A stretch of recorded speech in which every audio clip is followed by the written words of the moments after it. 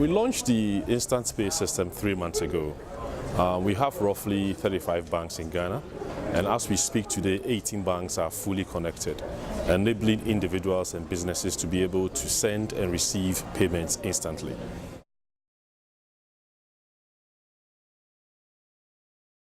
Banks are responding very, very positively in Ghana. So for as far as the banks are concerned, if payments are made, they receive the funds instantly. That increases their floats. That's number one. Number two, because most businesses and individuals prefer payments to be done instantly, don't forget that electronic payments is to replace cash.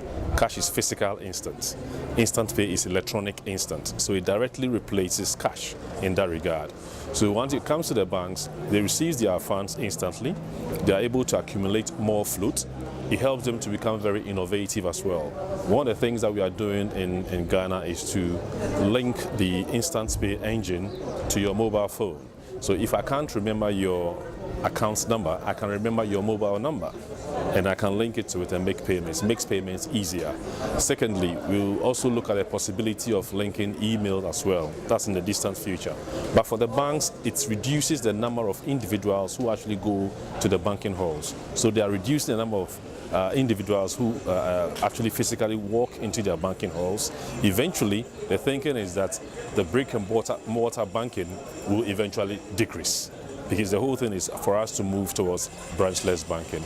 It also helps them to work 24/7, increasing the number of hours that they serve their customers. Increasing number of hours means more hours to work, more money, more floats in the system. So they really embraced it very well.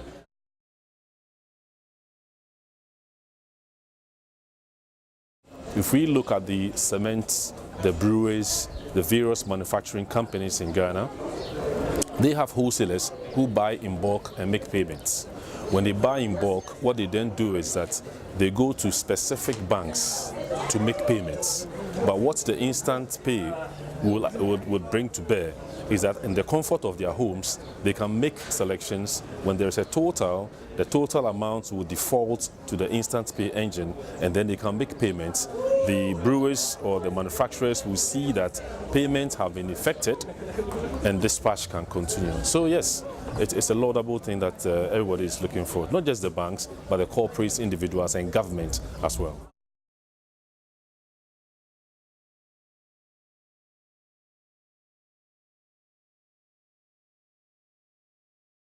I think instant pay, just like mobile money, is the two key engines that Africa will use to move or migrate the use of cash into the electronic medium. Like I said before, when you look at cash, if I give you money now, it's straight away you have value in your hand. It's instant. The only problem is that it's physical. Now, if I transfer money to you electronically using the instant pay engine, what's happening to you? You also have value, and it's instant, but it's electronic. So for the central bank, there's an opportunity cost here. Transfer has been effected without the use of physical cash. So there's no need for central banks to incur the large amount of money which they currently do to print, manage, and thirdly, to get rid of cash. I'm sure you remember your economics days, time value of money as well. So money is going to circulate through the economy faster.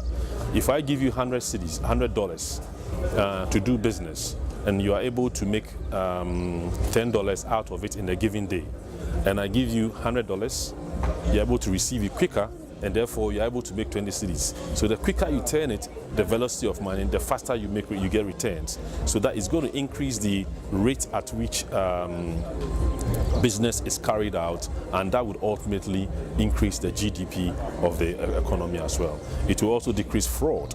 Physical cash is associated with fraud.